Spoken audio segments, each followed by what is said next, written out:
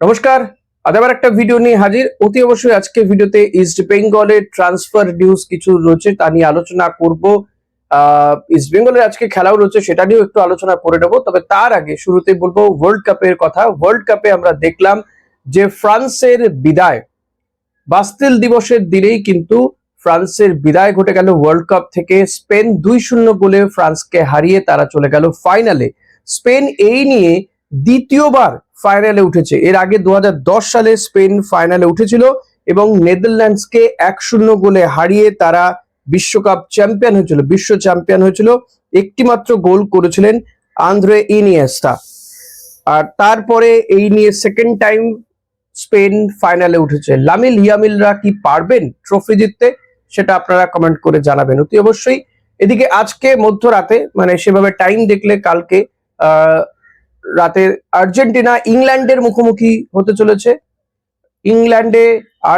ইংল্যান্ডের বিরুদ্ধে আর্জেন্টিনা খেলতে নামবে। এটা কিন্তু শুধু আর খেলায় আবদ্ধ থাকে না, ইংল্যান্ড চাইছে 86 বিশ্বকাপের বদলা নিতে। অন্যদিকে আর্জেন্টিনা তারা পরপর দুবার ফাইনালে অন্তত উঠতে চাইছে, তারপরে ফাইনালে উঠলে চ্যাম্পিয়ন হওয়ার বিষয়টা তো পরে। গতবারের চ্যাম্পিয়ন তারা আজকে নামবে, গতবারের রানার আপরা গতকাল খেলতে নেমে বিদায় নিয়েছে। এবার দেখার বিষয় যে আর্জেন্টিনা আজকে কি পারে ইংল্যান্ডকে হারিয়ে তাদের এই জয়যাত্রা অব্যাহত রাখতে, সেটাই কিন্তু সবচেয়ে বড় প্রশ্ন। আর্জেন্টিনা ম্যাচের সঙ্গে রেফারিং, আর এই রেফারিং নিয়ে বিতর্ক কিন্তু চলছে গোটা বিশ্ব জুড়ে। মানে কেউ কেউ বলছেন যে আর্জেন্টিনাকে জেতাবার পেছনে শুধু মেসি নয়, রেফারিরও হাত থাকছে। রেফারি কোথাও গিয়ে আর্জেন্টিনাকে টেনে খেলাচ্ছে প্রত্যেকটা ম্যাচে, এমনই নানান অভিযোগ উঠেছে, বিশেষ করে নকআউট পর্বের ম্যাচগুলো থেকে, এবং আরো বেশি জোরালো হচ্ছে মিশরের ম্যাচটার পর থেকে। তো দেখা যাক শেষমেশ আজকে মধ্যরাতে এই ম্যাচে কে করে বাজিমাত, কার হাত বা কার পা আর্জেন্টিনাকে জিততে সাহায্য করে, সেদিকে আমাদের নজর থাকবে। আপনাদের কি মনে হয় যে আজকের ম্যাচটা কে জিততে পারে এবং who will be the world cup champion? অতি অবশ্যই কমেন্ট করে জানাবেন আমাকে। এবার আসা যাক ইস্ট বেঙ্গলের খবরের দিকে। আজকে ইস্ট বেঙ্গল কলকাতা লিগে তাদের সেকেন্ড ম্যাচ খেলতে নামছে। ফার্স্ট ম্যাচে ইস্ট বেঙ্গল কিন্তু বাজিমাত করেছে, তারা 3-0 গোলে ম্যাচ জিতে নিয়েছিল জর্জ টেলিগ্রাফের বিরুদ্ধে। জেসিন টিকেরা গোল পেয়েছিলেন ফার্স্ট ম্যাচে, দুর্দান্ত গোল করেছেন জেসিন। পিভি বিষ্ণু বহু গোল মিস করেছেন তিনি, তবে সিনিয়র টিমের থেকে বলা যেতে পারে জেসিন আর পিভি বিষ্ণুকেই এখনো পর্যন্ত খেলানো হচ্ছে।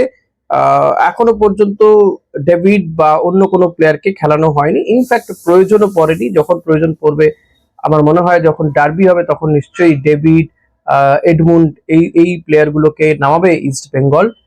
তো দেখা যাক, সেদিকে নজর থাকবে। তবে আজকের ম্যাচটাও অত্যন্ত গুরুত্বপূর্ণ ম্যাচ ইস্ট বেঙ্গলের কাছে, কারণ ইস্ট বেঙ্গল জয়ের ধারা অব্যাহত রাখতে মরিয়া তারা। জেসিন টিকের কাছেও বড় পরীক্ষা, যে আবার তাকে গোলের মধ্যে থাকতে হবে, এবং যেভাবে সে ছটফট করছে গোল পেতে যে মরিয়া, সেটা কিন্তু বোঝা যাচ্ছে, এবং নিজেকে প্রমাণ করে সে সিনিয়র দলে আসতে চায়। অতি অবশ্যই ইস্ট বেঙ্গলে ভালো স্ট্রাইকারেরও একটা অভাব রয়েছে, ডেভিড রয়েছে। যদি জেসিন সেখানে প্রুভ করতে পারে, যেহেতু অ্যান্টনি লোপেজ হাবাস এখন ইস্ট বেঙ্গলের কোচ, তো তার একটা চান্স খুলে যাবে, এবং ডুরান্ট কাপে কিন্তু ডেভিড বা জেসিনদের খেলার সম্ভাবনা প্রবল, কারণ এখনো পর্যন্ত কোনো বিদেশি ইস্ট বেঙ্গলের শিবিরে বা ইস্ট বেঙ্গলের যে প্র্যাকটিস হচ্ছে সেই প্র্যাকটিসে জয়েন করতে পারেনি, ইনফ্যাক্ট কোচও আসেনি।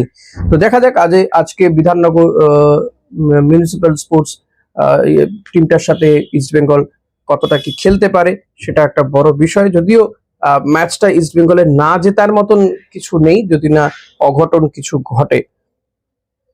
ট্রান্সফার মার্কেটের খবর যদি দিতে হয়, তাহলে আপনাদেরকে বলবো যে এই যে ওসিআই পিওআই ফুটবলারদের নিয়ে প্রচুর কথা হচ্ছিল। উড়িষ্যা এফসি একজন প্লেয়ারকে, তারা সেন্ট্রাল মিডফিল্ডারকে জয়েন করিয়েছে, ভারতীয় সেন্ট্রাল মিডফিল্ডার আসির সালিম ভাড়াপ্পিল্লি। তো তিনি নতুন মরশুমে উড়িষ্যা এফসির জন্য সাইন করেছেন। বছর 20 এই ফুটবলার ভারতীয় নাগরিকত্ব থাকলেও কাতারের বাসিন্দা বলে জানা যাচ্ছে। কাতারের ক্লাব আল সাইলিয়া এসসিতে খেলেছেন। অ্যাসপারার একাডেমি থেকে উঠে এসেছে। মালায়ালি এই তরুণ, মূল ক্লাবটার অনূর্ধ্ব 23 দলেও খেলেছে বলে জানা যাচ্ছে। দেখা যাক, এই প্লেয়ারটিকে নেওয়া হয়েছে এবং সে ভারতে খেলতে চায়, ভারতের জাতীয় দলে খেলতে চায় এই মিডফিল্ডার। সেই কারণেই কিন্তু উড়িষ্যা এফসি তে জয়েন করেছে বলে জানা যাচ্ছে।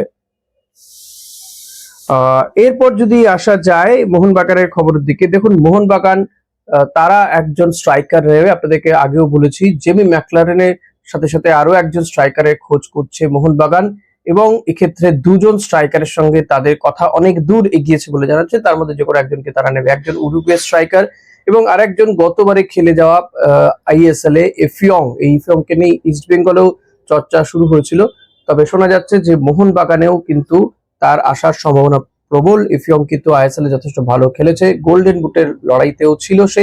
পাঞ্জাব এফসির হয়ে যথেষ্ট ভালো তার প্রতিভার ছাপ রেখেছে, বছর 26-27-এর প্লেয়ার। নাইজেরিয়ান এই ফুটবলারটিকেও কিন্তু মোহনবাগান নিতে পারে, বা উরুগুয়ের একজন স্ট্রাইকারেরও তাদের র্যাডারে রয়েছে। ইনফ্যাক্ট তার সঙ্গে কথাবার্তা চলছে। এখন দেখা যাক কে বা কাকে মোহনবাগান নেয়। তবে এক্ষেত্রে বলে রাখবো যে রবসন রবিনোর বিদায় কিন্তু আসন্ন, মানে অফিসিয়াল অ্যানাউন্সমেন্টের অপেক্ষা। রবসনকে কিন্তু মোহনবাগান আর রাখবে না।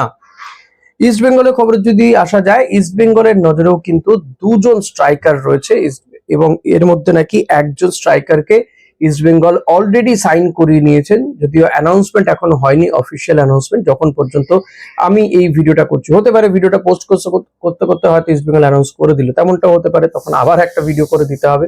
এরকমটা ঘটেই, গতকাল যেমন হয়েছিল। তো এবং এই স্ট্রাইকারটি মানে আফ্রিকান একজন ফুটবলার বলেই জানা যাচ্ছে। এখন আফ্রিকার কোন দেশে প্লেয়ার সেটা জানা যায়নি, তবে যেমনটা হাভাস পছন্দ করেন, যেমন ফুটবলার, যেমন স্ট্রাইকার তিনি পছন্দ করেন, তার পছন্দ অনুযায়ী এই প্লেয়ারটি। এবং মার্কেট ভ্যালু খুব বেশি নয়। আপনাদেরকে আবারও বলবো, মার্কেট ভ্যালুর উপরে যাবেন না, প্লেয়ারের কোয়ালিটির উপরে যাওয়া উচিত। মাঠে নেমে সে যখন খেলতে পারবে, আমার মনে হয় সেটা দেখা উচিত। তার কি পয়সা নিয়েছে, কারণ আমাদের দেশের যে মূল্য অন্য দেশে সেটা নয়। হ্যাঁ, তো এইভাবে বিচার করা যায় না। পয়সা দিয়ে আমার মনে হয় কোনো মানুষেরই বিচার করা উচিত না, কোয়ালিটি দিয়ে বিচার করা উচিত। তো দেখা যাক যে ইস্ট বেঙ্গল তাদের 4 নম্বর বিদেশি সাইনটা কনফার্ম করে ফেলতে পারে কিনা, বা সেটা আজকে অ্যানাউন্সমেন্ট হয় কিনা। ইতিমধ্যে ইস্ট বেঙ্গলের 3জন বিদেশি সাইন বা চুক্তি নবীকরণ হয়েছে, মোহাম্মদ রশিদ কিংবা দানি রামিরেজ, এবং গতকাল যে ইস্ট বেঙ্গলের ডিফেন্ডারের নাম জানানো হয়েছে সেই নাচো। তো এই প্লেয়ার গুলোর সাইন কমপ্লিট হয়ে গিয়েছে। এখন 4 নম্বর বিদেশি সাইন কমপ্লিট হয় কিনা সেটাই সবচেয়ে বড় প্রশ্ন এই মুহূর্তে দাঁড়িয়ে, বা সেটা কতদিনের মধ্যে অ্যানাউন্সমেন্ট হয়। ইস্ট বেঙ্গল ভীষণভাবে চাইছে বিদেশিদেরকে অন্তত ডুরান্ড কাপের 2-3 দিন আগে অন্তত নিয়ে আসতে, কারণ হাতে আর সময় বেশি নেই ডুরান্ডের ম্যাচ, এবং প্রথম ম্যাচই হচ্ছে ডার্বি। কোচই এখনো আসেনি। খুব যদি সময় লাগে, আমার মনে হয় এই সপ্তাহের মধ্যেই কোচ হয়তো চলে আসতে পারে। লাস্ট এই 2-3 দিনের মধ্যে কোচ হাবাস হয়তো চলে আসতে পারে। সে ব্যাপারে তোড়জোড় শুরু করে দিয়েছে ইস্ট বেঙ্গল। এবং আফ্রিকান যে প্লেয়ারটির কথা বলছি, যে স্ট্রাইকারটির কথা বলছি, সেই স্ট্রাইকারটিরও নাকি কাগজপত্রের জন্য ইস্ট বেঙ্গল ইতিমধ্যেই তাদের যাবতীয় ডকুমেন্টস পাঠিয়ে দেওয়া হয়েছে। লেটস সি কতদিনের মধ্যে এই বিদেশি তারা ইস্ট বেঙ্গলের প্র্যাকটিসে জয়েন করে, এবং ডুরান্ড কাপে কি হয়। ডুরান্ড কাপে east Bengal all Indian side নিয়ে খেলতে নামে, নাকি বিদেশি অন্তত যারা গতবারের রিক্রুট ছিল, অর্থাৎ মোহাম্মদ রশিদ, অন্তত তাকে নামাতে পারে ইস্ট বেঙ্গল প্রথম ম্যাচটাতে, সেটাও একটা দেখার বিষয়। তো দেখা যাক কি হয়, যত দ্রুত সম্ভব অ্যানাউন্সমেন্টটা এসে গেলে আপনাদেরকেও কিন্তু আমি জানাতে থাকবো। তো ভিডিওটা কেমন লাগলো জানাবেন। আর আজকের এই ম্যাচটাতে স্কোর লাইন প্রেডিক্ট করে যাবেন, দুটো ম্যাচেরই। ওয়ার্ল্ড কাপের ক্ষেত্রে কি হবে, আর্জেন্টিনা ইংল্যান্ড ম্যাচ, এবং ইস্ট বেঙ্গলের যে ম্যাচ রয়েছে, ইস্ট বেঙ্গল বিধাননগর স্পোর্টসের, তাদের ম্যাচটা নিয়েও কিন্তু প্রেডিকশন করবেন অতি অবশ্যই। যার প্রেডিকশন মিলে যাবে, পরবর্তী কোনো ভিডিওতে তার নাম অ্যানাউন্স করব। Thank you.